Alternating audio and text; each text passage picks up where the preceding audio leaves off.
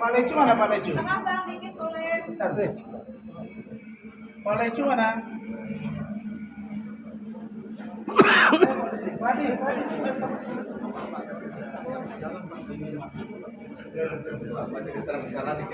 si Lecu nih? Banyak banget ya. Gimana kan Lecu mana nih? Oke, Sir. Hah? Kanan dikit bang, kanan. Yang nggak ngalangi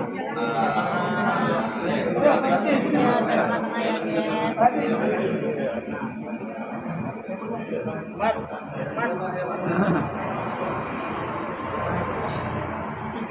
nggak ada ini nggak. Cakep. Dia tadi di luar tapi orang ini di luar. Baik, teman-teman media yang saya hormati, tadi sudah selesai tahap pemeriksaan berkas, finally, kemudian sidik jari, kemudian cek kesehatan, dan alhamdulillah semuanya berjalan dengan baik. Dan nggak nyampe setengah jam, cuma kita agak sedikit lama tadi di atas karena terdakwa satu lagi, maaf ya, calon terdakwa atau tersangka saudari Putri Prima Asli dan Hakim itu sedang di atas, baru saja nyampe. Jadi ya saya hanya katakan satu, bahwa ini adalah pertaruhan para lawyer. Bukan saya mengadakan, saya menjalankan kuasa, ada tanda tangan, ada saksi lengkap, ada video, ada foto. Tapi diduga ada yang bermain. Kapan saya akan bertindak kepada orang-orang yang memeriksa perkara ini? Tunggu selesai dulu. Kenapa? Karena saya ingin kasus ini terang benderang. Apakah Undang-Undang Advokat Nomor 18 Tahun 2003 itu berlaku atau tidak? Pasal 16, pasal 18, dan putusan ahli kuasa apakah itu berlaku? Pertama, pengacara atau kuasa hukum atau lawyer tidak identik dengan klien. Jadi dia kita beda. Dia kuasanya. Segala perbuatan dia akan menjelma menjadi saya. Nah, sekarang dia posting di Instagram dia.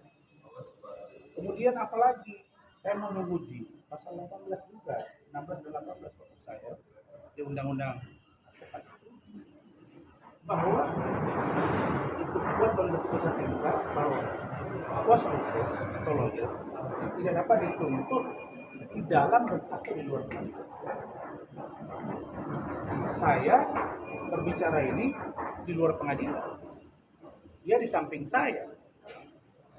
Ada saksinya. Dia datang ke Polda Metro bersama saya, Bu Elida Neti, Pak Andar Situmorang. Ada. Kemudian dia buat dumas. Ada CPA-nya minta diwakilkan, ditandatangani, ditiru oleh Saudara Gusti Gunawan Gawai.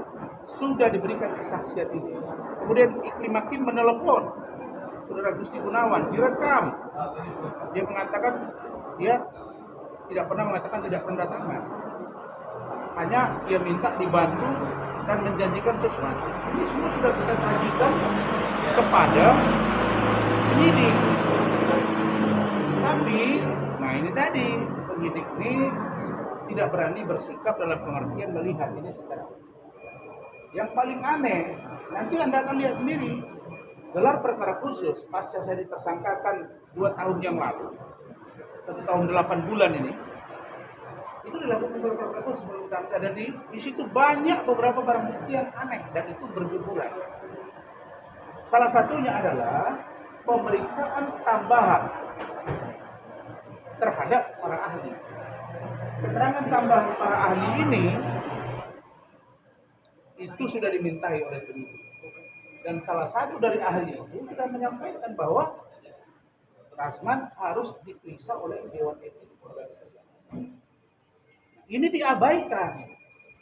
Nah, karena itu saya yang kalian tahu semua orang yang paling di depan membela institusi Polri, membela kejaksaan, membela kehakiman untuk penerapan hukum yang on the track. Oleh karena itu, situasi ini harus benar-benar menjadi pembuktian. Sebab saya tidak seperti pengacara yang lain pernah terkena masalah hukum, turut serta misalnya saya di pasal 55 ikutkan, turut serta apa? Dia posting saya, dia minta saya posting, ada chattingan, ada tanya, ada jamnya. Setelah kita preskon di kantor saya, dia datang lagi, dia masih bertemu saya, masih makan malam, masih minta belikan baju, bajunya warna merah. Setelah kita preskon, kita masih komunikasi, dia mau bunuh diri, ada fotonya semua. Ini menarik. Jadi kalau ada lawyer yang ditahan, kasus yang berbeda, contoh obstruction of justice, menghalang-halangi, ya begini-gini dihukum, itu beda. Ini benar-benar menjalankan kuasa. Karena itu tadi di atas, istri saya, Bu Ade, dan sudah komunikasi dengan Bu Edi, istri saya yang di Medan, itu memang sangat keberatan. Karena bagaimanapun istri saya ini tahu bahwa dia itu kita layani dengan baik di Grand Cafe, makan dan lain sebagainya. Itu sudah ada data. Silakan Bu Ade, ngomong aja. Tadi dia sudah geram banget nih masih iklim hakim ini. Saya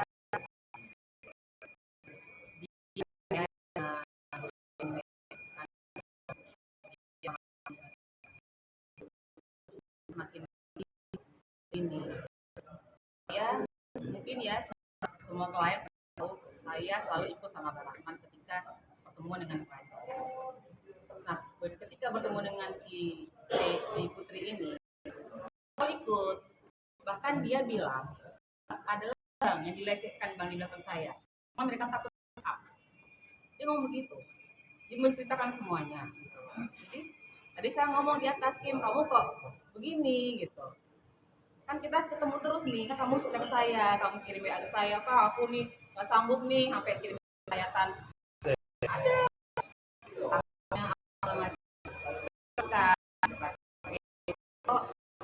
masih ingat kan waktu si Denis kan, nah, mungkin dari situ saya nggak ngerti nggak paham nggak gimana, tiba-tiba dia gabung ke sana gitu, jadi ikut-ikutan mereka gitu kan. Makanya tadi ya kan saya ngomong ke Kim, kamu kok begini, kamu kan tanda tangan, kan ada saya, berkali-kali sepertemuan dulu ada saya, kamu nggak ada baju kita beliin, anaknya ikut apa, anaknya ikut makan kami semua, kan tapi kami kasihan, menangis terus kok begini gitu, itu saja. Dan ini apa, kata Pak Prabowo presiden kita tidak ada yang istimewa. Jadi di sini saya minta keadilan buat suami saya yang menolong membela kliennya, dan itu tidak bayar sepersen pun, tidak dibayar.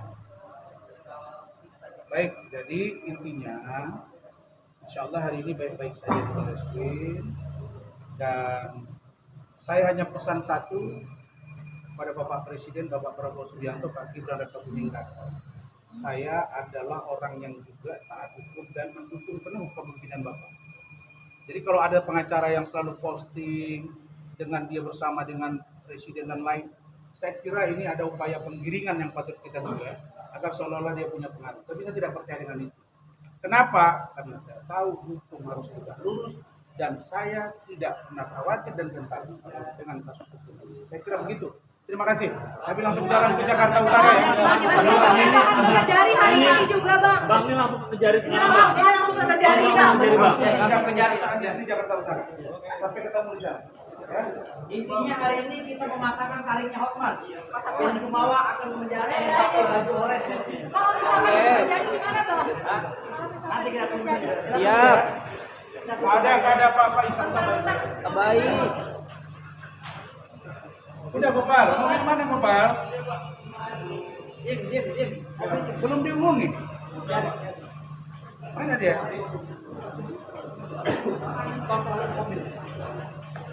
Lupa di sana.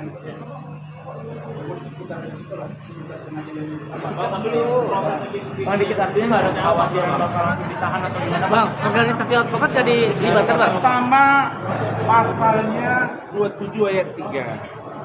di bawah ancaman hukumannya di bawah 5 tahun. Tidak dapat ditahan. Kalau dianggap misalnya lex spesialis,